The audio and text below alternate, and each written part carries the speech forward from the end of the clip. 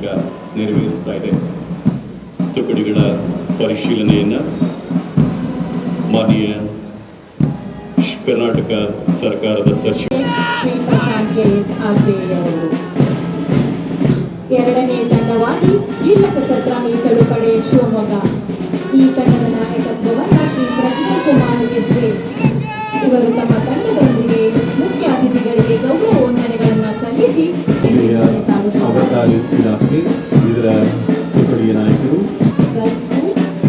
ಶ್ರೀ ಸುಜನ ಇವರ ನೇತೃತ್ವದಲ್ಲಿ ಮುಖ್ಯ ಅತಿಥಿಗಳಿಗೆ ಇವರ ನಾಯಕತ್ವದಲ್ಲಿ ಸಾಂಘಿಕ ಮುಂದೆ ಕೊಡುಗೆಯೊಂದಿಗೆ ತಂಡ ಮುಂದೆ ಸಾಗ್ತಾ ಇದೆ.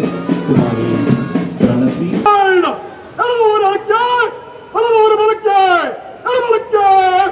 ನಮ್ಮ ಜಿಲ್ಲೆಯ ಅನೇಕ ಸ್ವತಂತ್ರ ಹೋರಾಟಗಳಲ್ಲಿ ಸಕ್ರಿಯರಾಗಿದ್ದರು.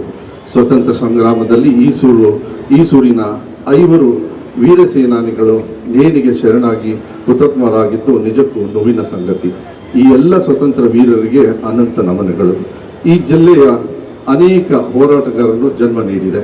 ರಾಜ್ಯದ ರಾಜಕೀಯ ಕ್ಷೇತ್ರದಲ್ಲಿ ಪೂಜ್ಯ ತಂದೆಯವರಾದ ಶ್ರೀ ಎಸ್ ಬಂಗಾರಪ್ಪನವರು ಸೇರಿದಂತೆ 4 ಜನ ಮುಖ್ಯಮಂತ್ರಿಗಳು ನೀಡಿದ್ದು ಅನೇಕ ಕ್ಷೇತ್ರಗಳಲ್ಲಿ ಅಸಂಖ್ಯಾತ ಪ್ರತಿಭಾವಂತ ಪ್ರಸಿದ್ಧರು ಉದಯಿಸಿದ ಪುಣ್ಯಭೂಮಿ ಶಿವಮೊಗ್ಗ ಜಿಲ್ಲೆ.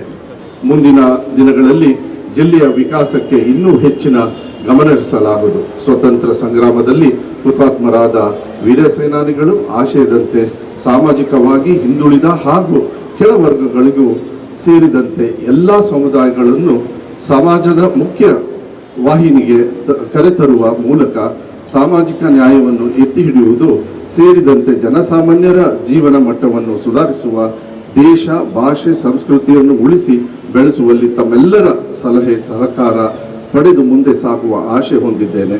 ಮತ್ತೊಮ್ಮೆ ತಮ್ಮ ಎಲ್ಲರಿಗೂ ಸ್ವತಂತ್ರ ದಿನಾಚರಣೆ ಶುಭಾಶಯಗಳು. ಜೈ ಹಿಂದ್, ಜೈ ಕರ್ನಾಟಕ ಮಾತೆ.